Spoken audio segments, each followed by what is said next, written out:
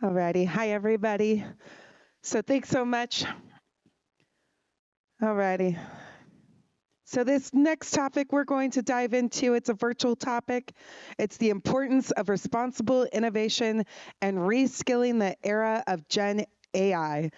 In this era of generation AI, it's crucial to innovate responsibly and make sure we're prepared for the changes ahead. Keep this in mind. Our experts will explore how we can adapt and learn new skills to thrive in this exciting era. Can we please welcome Dennis Trinkle, Senior Vice President of Talent Strategy and Partnerships at TechPoint, and the panelists, please?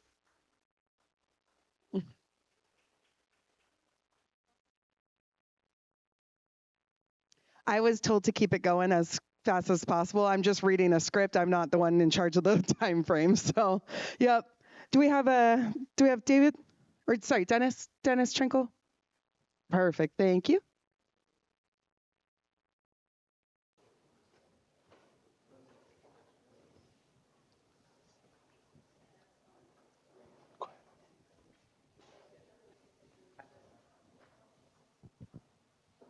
Can everybody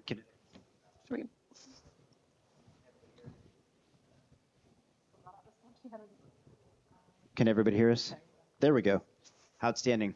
Well, thank you for being with us this afternoon. Well, it sounds like we are running a little bit early, so we are going to go ahead and get started. Delighted to be with such an esteemed group of commentators this afternoon, exploring what we think is already and sure to be an increasingly vital topic for all of us. The question is, how can we have responsible innovation and also be aware of the reskilling needs that are necessary to make sure that we're addressing AI equitably in the age of generative AI. So that's our topic. I'm going to let each of our panelists introduce themselves. We have a great roster of questions and hope to have time for a lively discussion at the end as well. So thanks for being with us, and I'll turn over. I think we'll start with you, and 1 minute introductions. Thank you, Dennis. Hello, my name is Dr. Lisa Andian. I am the director for the Global Solutions Engineering team at Anthology. We are the product experts around the learning management system that is used by millions of students every day. I'm really happy to be here, and thank you for having us.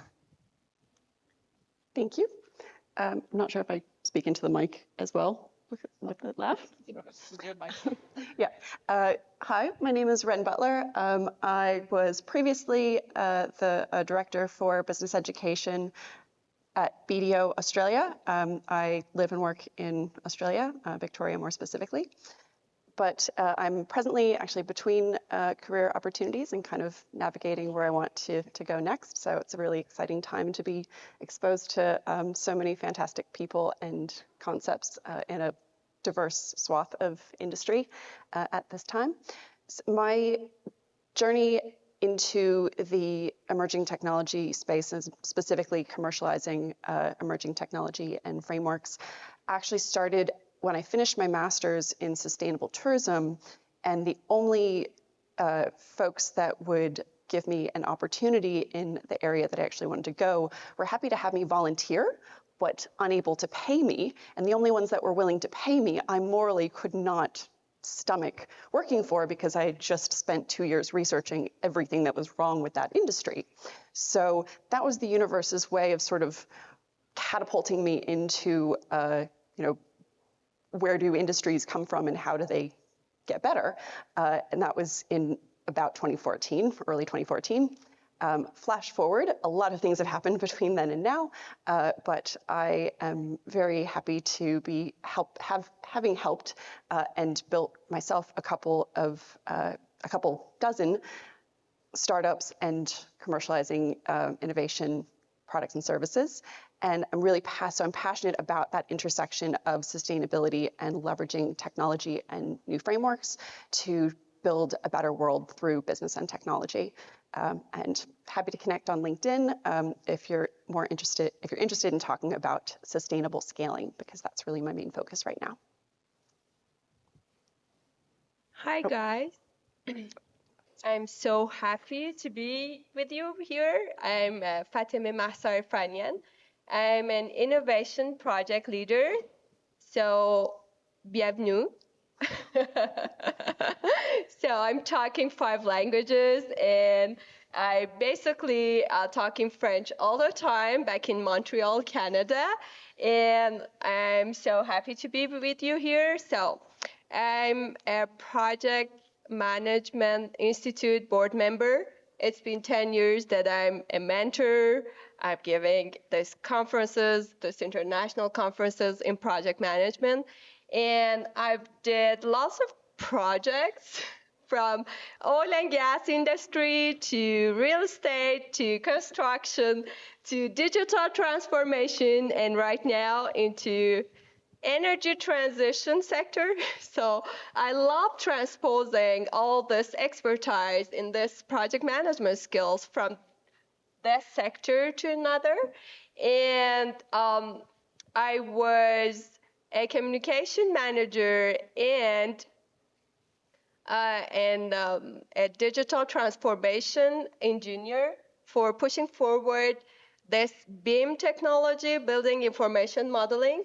Basically, it's a 3D representation of a facility. So instead of working all by my own, as an engineer or as an architect or as different kind of management and client posture, we were always working around some collaborative methods and this BIM 3D modeling from day one. So it was a pleasure doing it. So that was my last job. And very recently, I've got into energy transition sector to see what can we do with technology and leverage technology in energy transition sector, and to see what different models, what new models of energy mix we can get in a hydroelectricity facility in the sector, a mix of energy, like wind energy, hydroelectricity, wind energy, some energies for the climate change and all this energy problem. So thank you guys to be here, and your turn, Sheikh. Sure. So my full name is Alaraka Sheikh. I go by Sheikh, and I have 20 years of experience in IT, managing IT. I'm head of IT at Madison Mutual Insurance Company right now. I lead their digital transformation. I'm trying to pull them out of the dungeon, I call it, because digital transformation is hard. And with AI coming into play, I want to leverage AI every bit of it, from generative to analytics to ethanol to underwriting to So yeah, so I'm here to talk about it and learn from all the great panelists and also learn from everybody from you guys. So yeah, that's me. Outstanding. So thank you to all of the panelists. I'll take a second and introduce myself. I'm Dennis Trinkle. I'm the Senior Vice President for Talent, for Strategy, and for Partnerships at TechPoint. TechPoint's a difficult organization to describe quickly, but essentially we are the growth accelerator for the digital economy in the state of Indiana. Our job is to do all of the things that you can do to grow Indiana as a tech hub in the United States, to make sure that it's one of the top 10 tech states in the United States. I come to this topic and to that role having been a serial entrepreneur. Founded my first software company 44 years ago. Have been a serial entrepreneur across a variety of spaces, but primarily tech.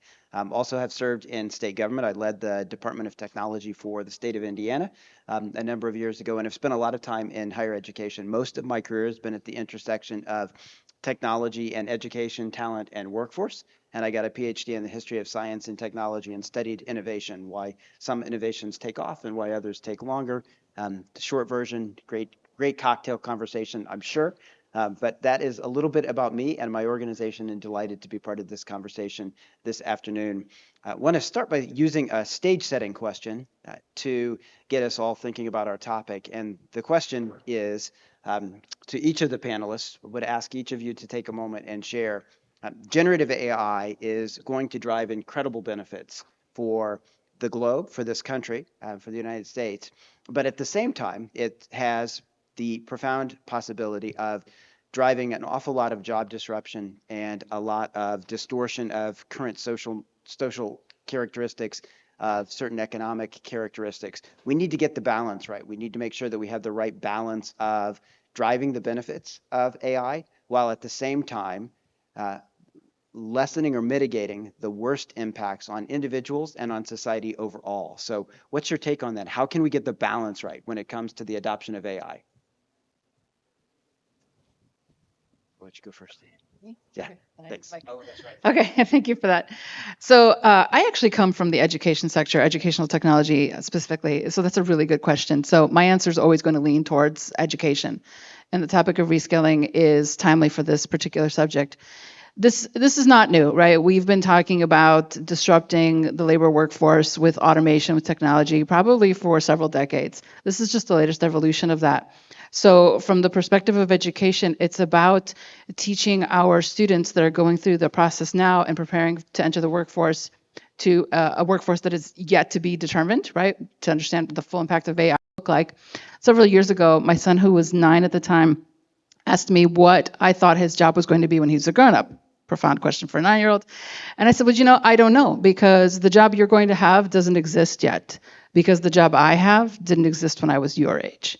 So your job right now today in school is to learn how to think, is to learn how to reason, is to learn how to critically evaluate things, because the thinking job is going to be the job that's going to partner with that AI, in my opinion, right? So I'll pass it over to my colleagues here.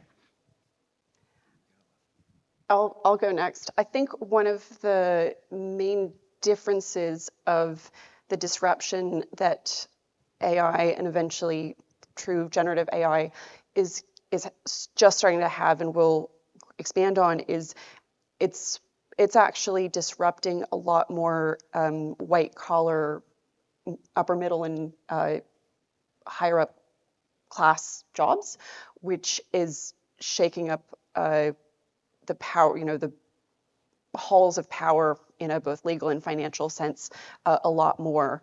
Well, certainly customers and users on an individual basis have been concerned and becoming increasingly aware of the power of data and what data they're generating and giving away, throwing away, shedding, basically, to put it bluntly. We're just now starting to see people who thought that their jobs could never be disrupted, realizing that these technologies are going at a pace much faster than they realized, and they are not as safe as they thought they once were. Doctors, lawyers, even lawmakers. But that being said, some of them, a small percentage, and you can speak from the financial services kind of perspective, and you can speak from the project management and power companies. If that's not the epitome of power, I don't know what is. In any technological change, there's always a small percentage of early adopters who are excited, a middle bit that are ambivalent, and then those last few, that have to get dragged into the future kicking and screaming.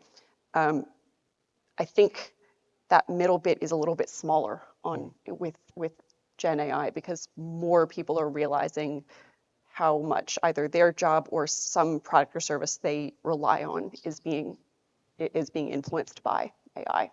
So I think it's making more waves outside of what I would consider my little tech future weirdo bubble, and it's yet to be seen how exactly that's going to play out. But I think the positive power of it to actually be leveraged to bring in more people into the knowledge economy, most frequently through the universities, is enormous. It powered with MOOCs, especially as it relates to language translation, which obviously is still very clunky, but what we've seen is so far is pretty exciting. I think it has the power to be able to open up the knowledge economy to a much broader cross-section globally, as well as in the US, and that gets me really excited. So thank you for the question, Dennis. I answered this question from a project manager point of view. I want to see how many of you did project management in life. Raise your hands, please.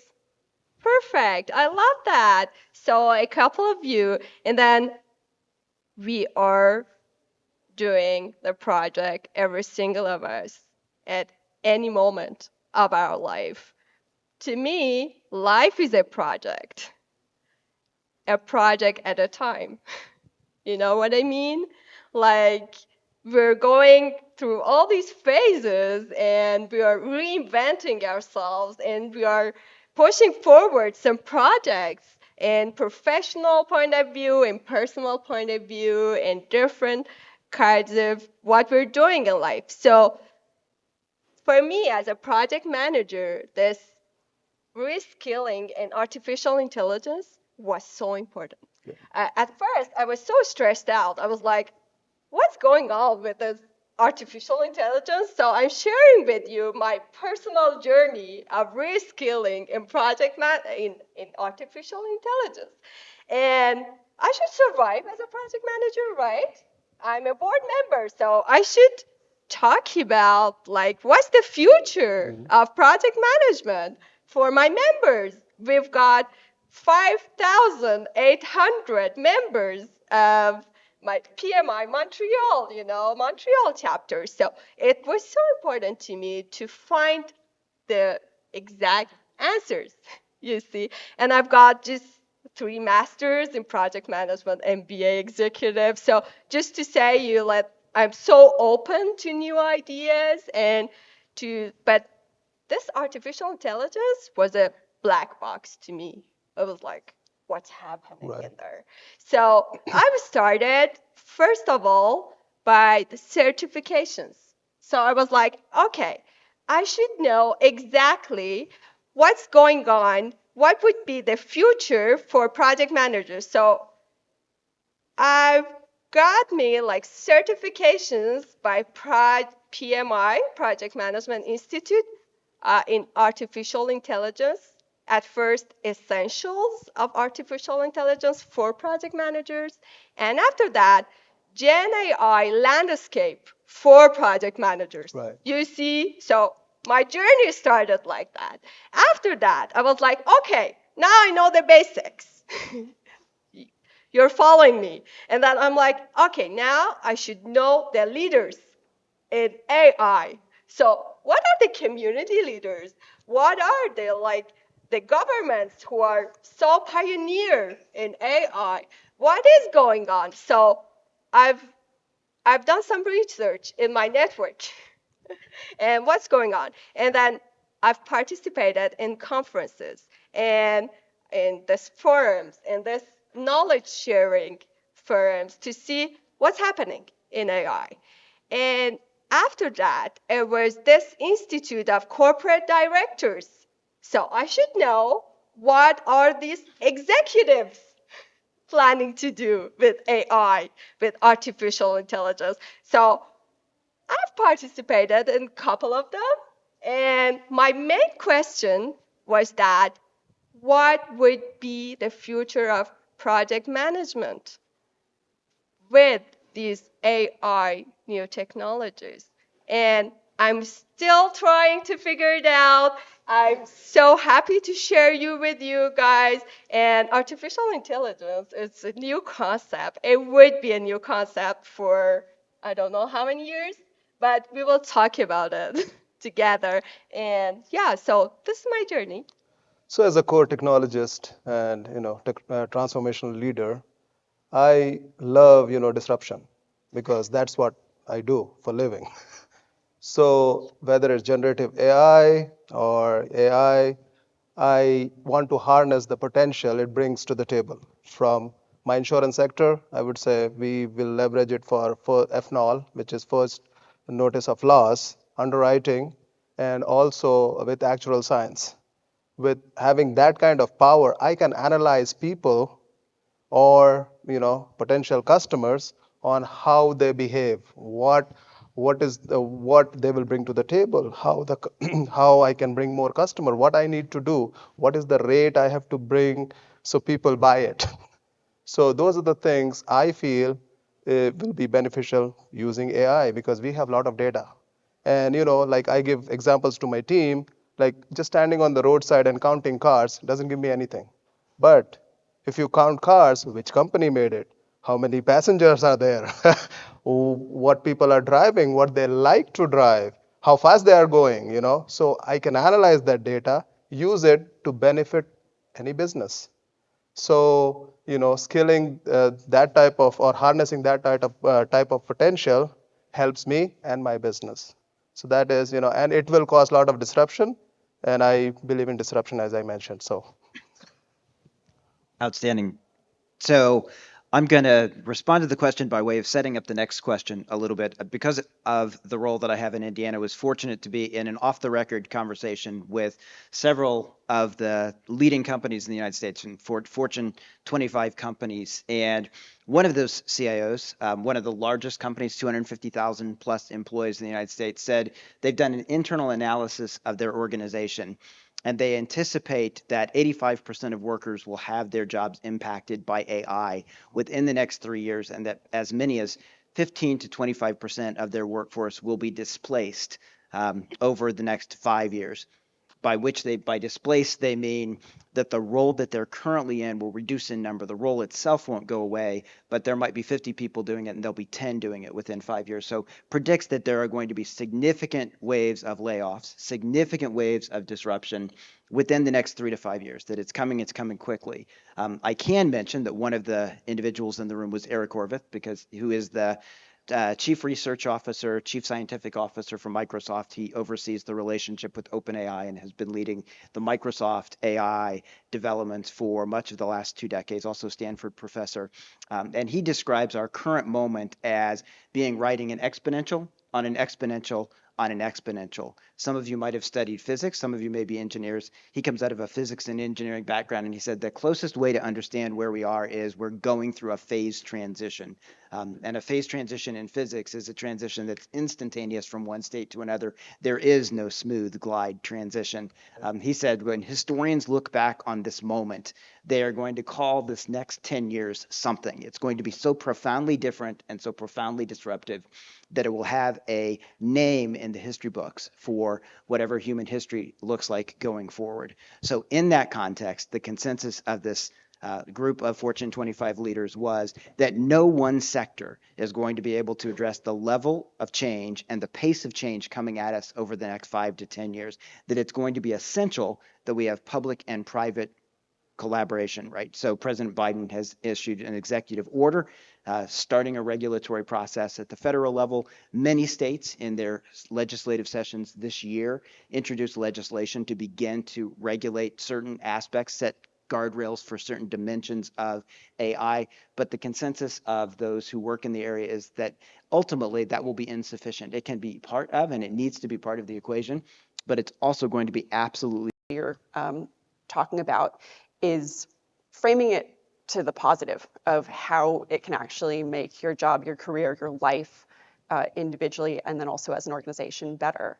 And on the flip side, organizations need to accept that what their kind of role and responsibility to their individual staff are, and that it's not that they're going to be the keepers and cultivators of their employees' career for a 10, 20, 30-year span like it was in previous generations. If you have a really good, career period with a company or organization for 3 to 5 years, I think that's going to be seen as a solid stint on your CV, and gone are the days of having to explain why you changed organizations every 1 to 2 years. If anything, they'll be asked more questions if you were with a company for 8+ years, how you evolved and grew with the organization as the organization's needs changed. So I think a lot of it comes back on sort of society more broadly, and that is reflected in both internal corporate governance as well as laws and legal obligations, and especially workers' rights.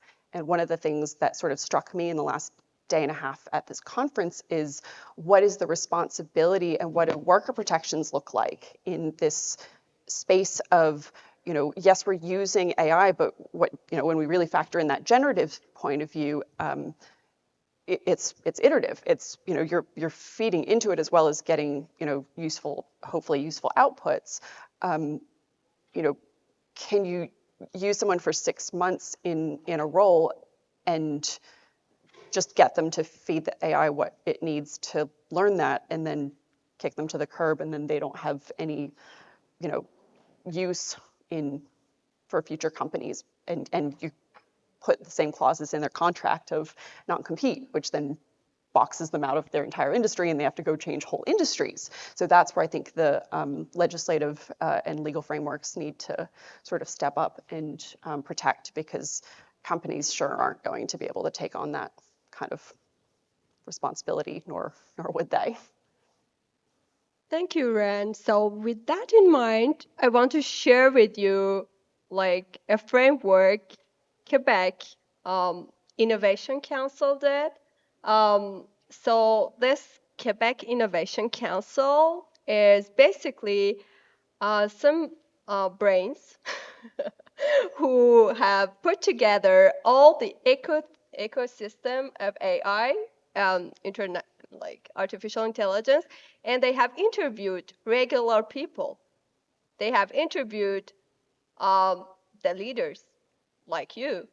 They have interviewed the university people. They've interviewed every single citizen to see what are the responsibilities of a government in AI point of view. So I want to share with you exactly what did happen. I'm not chairing that committee, a disclaimer, but I'm keeping myself so close to it because it would change all the ecosystem. And just for your information, Quebec is so privileged in this artificial intelligence ecosystem with all the researchers we've got, with all this technology hub we've got in University of Montreal and McGill, basically, and to share with you this guidance.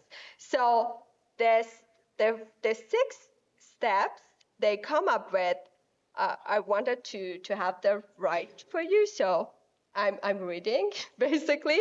So the first one of this responsible AI framework is encadrer. So what is encadrer is all this agile governance framework. So to be able to adapt easily and have these beautiful frameworks of public point of view. And the second part is anticiper. It's anticipate, like is to see coming all the changes of this artificial intelligence. The third one is former. Is to train, is to inform our people about all these challenges. What is AI? And back to my example of black box, like of AI, but talking about it, having a dialogue, an open dialogue with our people about what is this AI and what are the consequences and what are our responsibilities as human beings toward AI. And the other one is propulser, le R&D. So it would be to push forward the R&D projects, support our researchers, support our universities. So to push forward all the ecosystem. And last but not the least, it would be positioning. So to position ourselves, to make us a leader, like to make Quebec as a leader of responsible AI. So yeah, so that's what I was sharing about. And just some example, in 2018, we've got Montreal Declaration of Responsible AI. We've got 260 researchers studying AI and societal impacts. Beautiful, right? $22.5 million to study responsible AI to contribute to economic and social well-being. And we've got some beautiful organizations like International Observatory for AI and Digital Transformation, and we try to do AI for humanity. So, yeah, that's I should move to Quebec. So the whole idea. I don't have those fancy numbers, but I would talk a little bit about evolution, right? When internet came out, how many people actually thought internet would be this big? Nobody. When Facebook came out, everybody was like, oh, Facebook. Nobody even read their privacy statement or nothing. And now everybody is talking about PCI, PII, regulation, GDPR. So it takes time to harness and get all the framework in place. But again, you have to evolve. So when we were primitive, we used to live in huts. And then slowly we started building buildings because the weapons changed. So we have to secure ourselves. So that is how the framework, NIST will do their frameworking, PII, PCI, HIPAA, everybody will start doing the frameworking and stuff. So it doesn't matter whether it's public or private, it has to have some kind of a framework. So that is what I would say. So I want to touch on some of the things that my fellow panelists have already commented on, unpack it a little bit. So AI isn't new, right? It's been around for a while, but what ChatGPT did is it shone a spotlight on it and made it available to the mass public in a visible way. So because it's an evolution of technology, something that's been around forever, we have a lot of systems in place already that my colleagues have already talked about that can begin to address it. And something that you mentioned, Dennis, that there will be a shrinking number of people needed to do the same roles. And so what will the other people that used to do those roles do, I think is the question we're trying to answer. And can we partner with public-private sector to ensure that reskilling and is available so people are not displaced in their careers? When we need less human labor or human even knowledge work to do the job, that opens up an opportunity in a space for human ingenuity and creativity to take us to another level, right? So just like I told my son, that job doesn't exist. Who knows what jobs will then be born for those folks to be able to do in new and different ways that we can't imagine today because they're now freed up to do it. And the public-private sector partnership, I think, is crucial and important, but it must contain some kind of accountability. And if that's legal accountability or market accountability, something like that has to be there. Because if any of you saw ChatGPT come out and didn't think to yourself, Skynet is here, you've been asleep, right? So if you don't understand the reference, come find me later. I don't want to take up time, but we're on the verge of that, are we not? All right, and so I think we're just over the precipice. We're maybe over the verge now. We're flying without a parachute, but it's here, the time, right? So we need to do the right things, right, to make sure that AI is serving the needs of humanity and not doing damage that it wasn't meant to do. To add one more thing to that, we actually had Sam Altman come and talk down on my side of the world a few months ago, and it was both terrifying but also a little refreshing to see him openly acknowledge that there's no such thing as universal human values. It's really easy because we all kind of live in our own bubbles, and unless we really go to a lot of effort to step out of those, which is very counter to human nature, we get into this assumption of all having roughly the same morals and values, but that's not the case. And these tools and the technology infrastructure underpinning them are connecting everyone on every continent, theoretically. They're not necessarily all using it, but they could. And I think agreeing on what are quote-unquote universal human morals is more important than ever. Outstanding. These are fantastic threads. I think we probably will have time for one more question if we want to throw it open. So I'll ask whichever panelists want to weigh in on this one. I'm going to connect the bridge and talk about how do we do this? How do we make sure that we are being equitable, that we're instilling the values that we want to see in the technology to make sure that there aren't too many winners and that too few winners and too many losers in this kind of equation. A little bit of historical context. I think none of us has a crystal ball with AI. It's going to be unlike anything we've seen, but we can look backwards, and we can look backwards at what happened the last time we had a great wave of automation in the United States in the 70s, 80s, and 90s. And the Center for Workforce and Technology at MIT has done a great meta study and argues that 50 to 70% of current income inequality in the United States owes itself directly to that wave of automation. It's not all of the other variables you can think of that might cause current inequality in the United States. It was directly attributable to automation. And we're about to go through a period that pretty much everybody agrees is going to drive exponentially greater disruption than that last wave of automation. The last time, with all of our investment and all of our creativity, we still put 70% of workers down into commoditized jobs and said we were going to create upskilling and reskilling pathways and then failed to do so. How do we make sure we don't recreate that mistake this time? How do we create equitable pathways for any of you who would like to weigh in on that question? And I'll let you just jump in. All right, I'll take the first stab.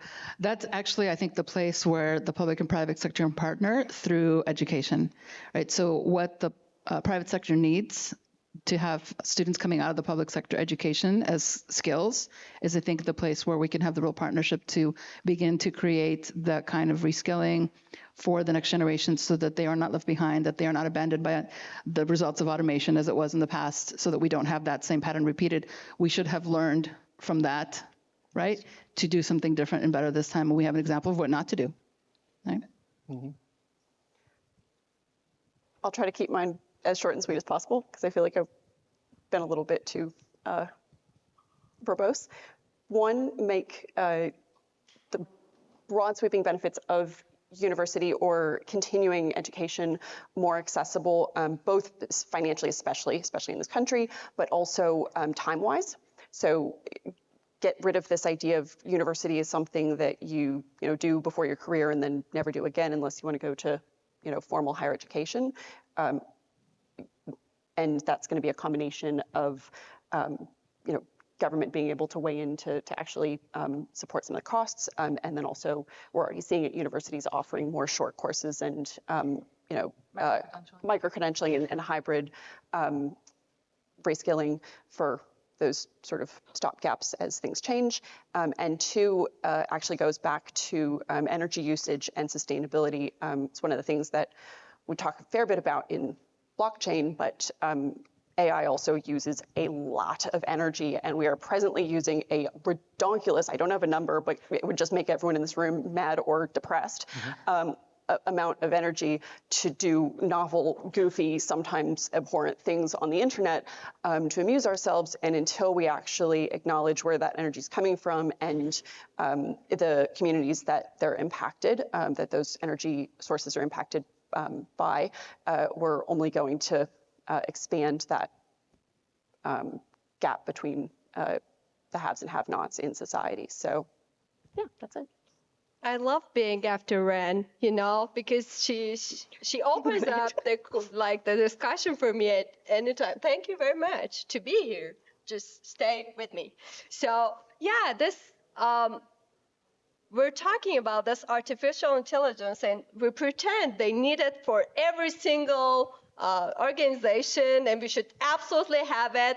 I have discussed with Atul just before this conference, and sometimes we're like, it's a no-brainer to have this artificial intelligence, but sometimes it's not. It's a power. It takes lots of power.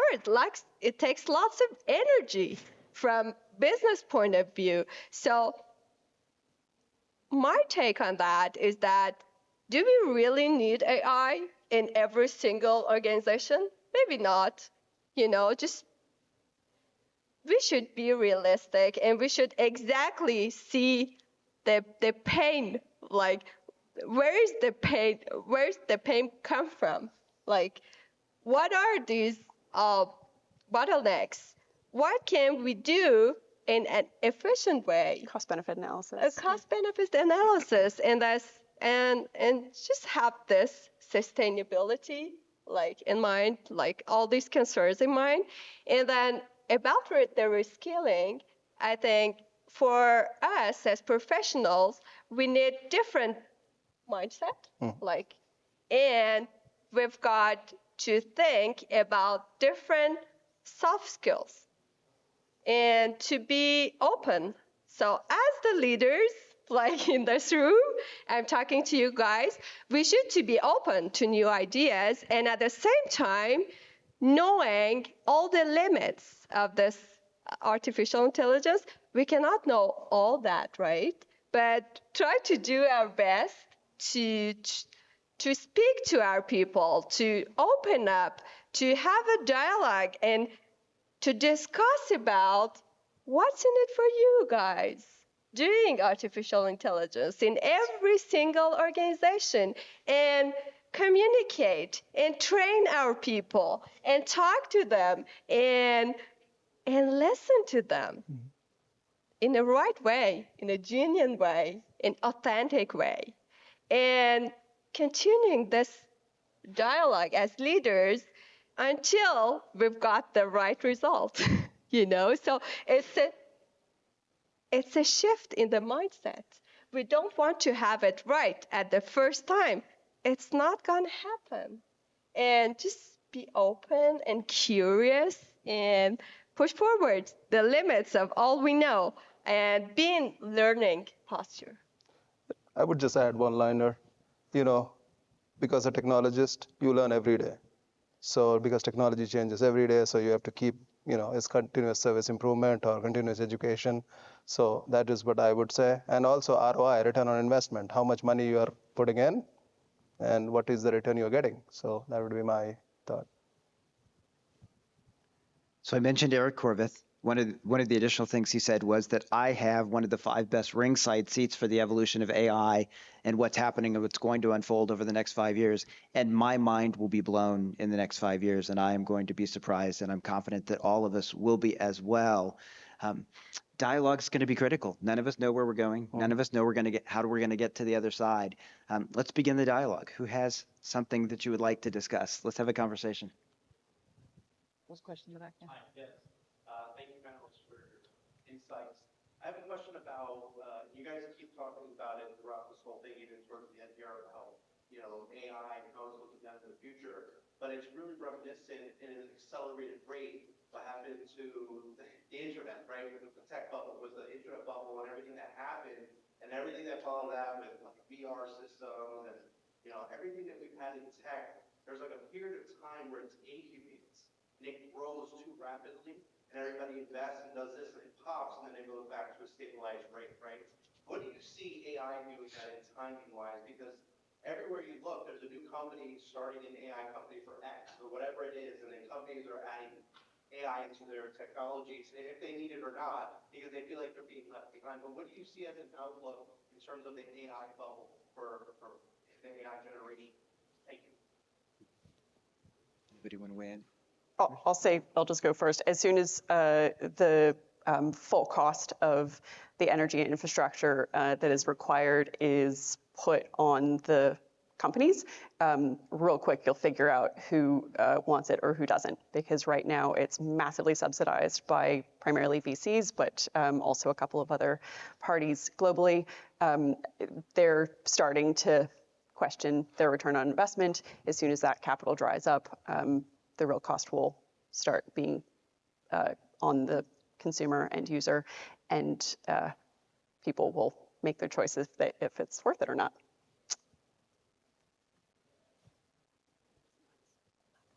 More questions? Cool.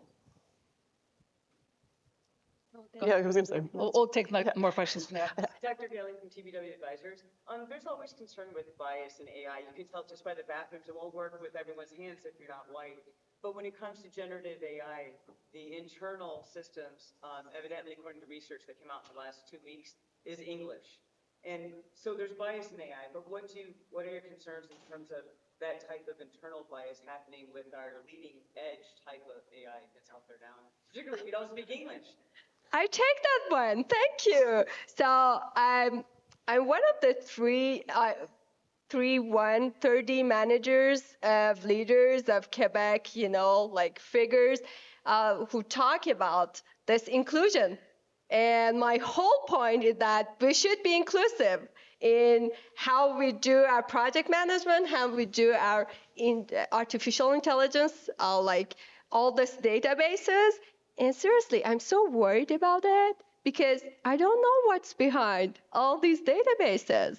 Are they really considered? Do they really consider like the women in that? Do they really consider all this language barriers? Like the language is a communicative tool. It's just so powerful.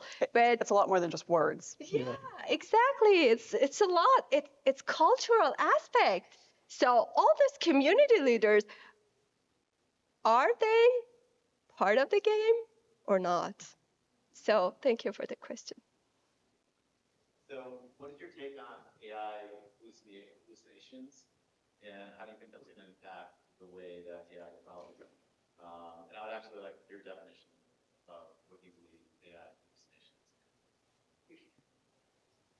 Who wants to take that? I feel like I'm talking.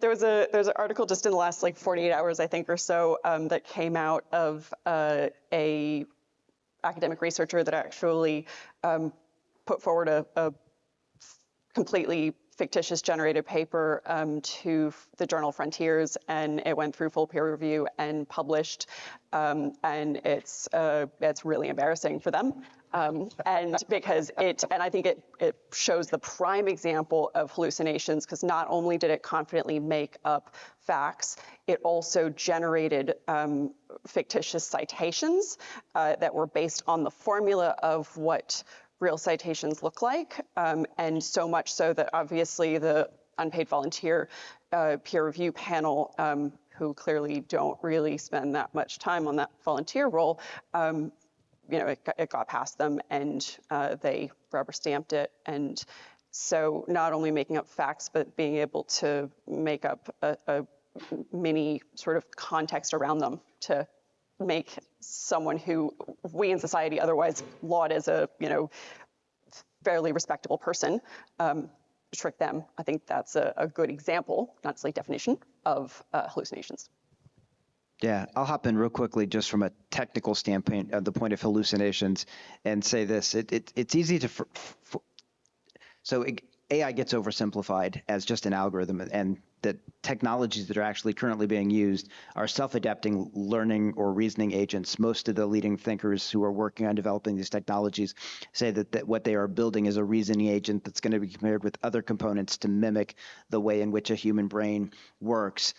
Interestingly, if you track over the last 50 years, AI is about 50 years old, the progression of the development of AI, what we've seen is a linearly upward progression tied directly to computational power. We are currently at the level of about a 4 or a 5-year-old. And if you think about the typical toddler, whichever country you're from, think about the typical toddler behavior. That's what we're seeing, right? So hallucinations are part of sense making. They're part of understanding the world. They're very reminiscent of toddler behavior. This should be expected with the emergent properties of AI. They're not mistakes. They're part of a deliberative learning process. So watch what happens over the next 10 years as we mature out of an AI that works at the level of a 30 or a 4-year-old and gets to the level of an 18-year-old, a 50-year-old, and so on. And like you mentioned, it's exponential, and it will stable after 5 or 10 years. So.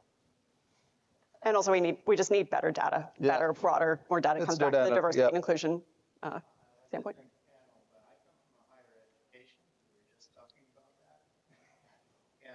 One of the questions I have is that, we're talking about mind-code channel or, different ways that we can kind of deliver the thought processes and also the ethics behind it. Because I look at it like it was cybersecurity has been in the past few years, right? It came out, all of a sudden everybody's cybersecurity, and now we're the first thing I have to talk about is ethics. Not do this, and those kind of things.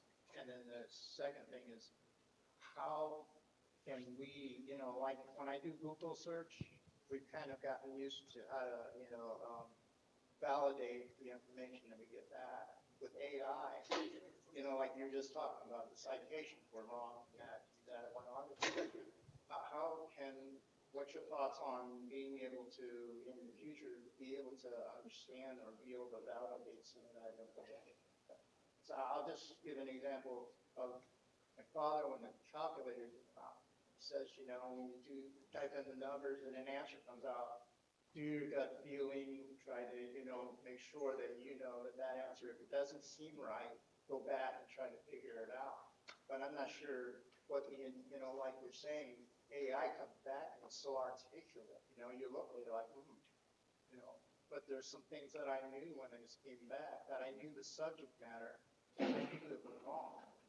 But how can we tell young people who don't know about the subject that, about it?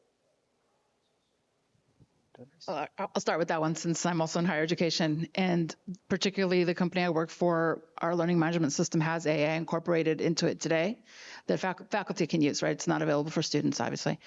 And we built it with the trustworthy framework in mind, right? With 5 guarding principles of why we were developing. So we specifically chose not to do plagiarism detection as part of the AI toolkit. It was more about helping instructors set up their course more easily and more efficiently, and also about helping them create authentic assessments that a student couldn't go out to ChatGPT or another AI tool and get the answer readily written and articulate and sounding appropriate. The kind of assessments that you actually have to do something that requires your human brain to produce, to provide the answer to the assignment. There are other thought leaders in the space that are thinking about how to create AI detection to detect AI for plagiarism and for other things, and the examples that we created here. And I don't think that any one approach is going to do it, right? I think we have to come at it from all angles. If we're presented with something that looks appropriate, but the gut feeling is I doubt it. There has to be ways for us to double check that and then work with, in the education example, the student to help them understand why this isn't appropriate, why just submitting other work without, appropriate citations is not the right way. Not because we don't want to make it easier for a student, but because we want them to leave our institutions knowing how to think, knowing how to evaluate what AI produces, to avoid hallucinations, to avoid making what could be critical errors in certain industries, right? If you don't know how to do the information yourself or don't know how to double check, right? There are no safe gaps and safeguards. And the truth is, I don't think anybody has the answer, but we have to keep asking the questions, right? We have to keep talking to each other and coming up with whatever those frameworks look like, whether it's in the education sector or in the energy sector or in the insurance sector or any of the other places that we come from, to make sure that we are driving the AI train and that it's not driving us.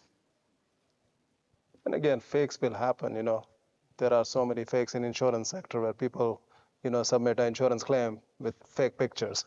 So there is a human who sits and validates all that and then say yay or nay. So of course, there is good and bad in every technology side. So. Yeah, another example of this, I want just to add a quick insight about law firms.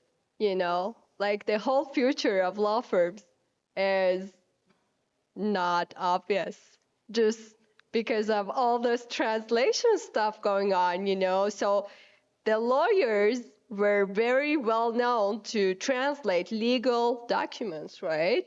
And right now with AI, we can do everything. Like, we can do everything. We pretend we can do everything, but are they really reliable? Maybe not. Maybe yes. So we don't know all these answers, and it's kind of really interesting, the insight Lisa, you've done it, to be authentic and to create to think out of the box and to see all this beautiful exams in which you cannot use ChatGPT. Like, you need your human brain to go further. And I've got this story of my sister was talking to me, like, she's doing this law business school. And then she was talking about how we can use ChatGPT for all the principles of legal contracts, and they're international. So how we can use this ChatGPT to just answer some questions, some random questions of a professor in higher education. And I call it a human who deceives another human in this context using AI. So yeah, thank you for the question. Like, let's think about it just further together. Yeah. So there was a question, Arvin? Yeah. There's one or two more in the back, I think. I can't Somebody we have time. Lights for the folks. Yeah, I saw this gentleman before. Yeah, Yeah. okay.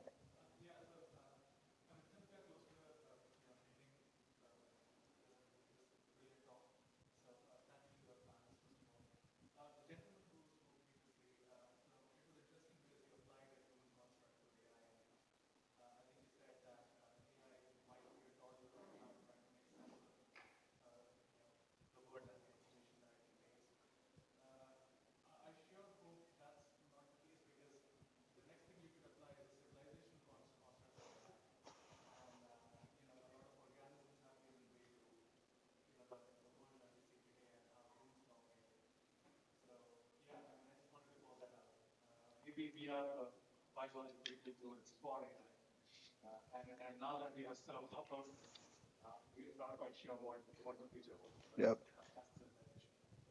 Yeah, it's really interesting. I'll respond to that quickly. And it sounds like you're probably causing us to wrap it up. Yep.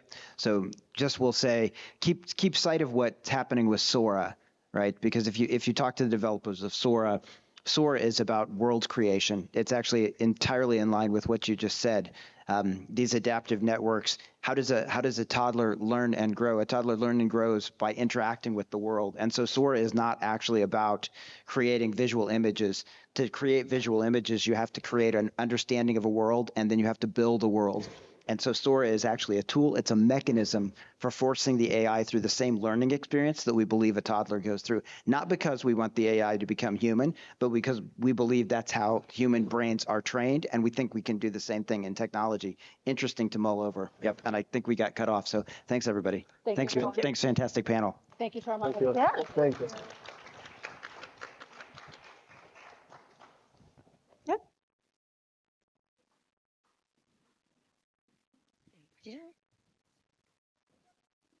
Thank you. Thank you.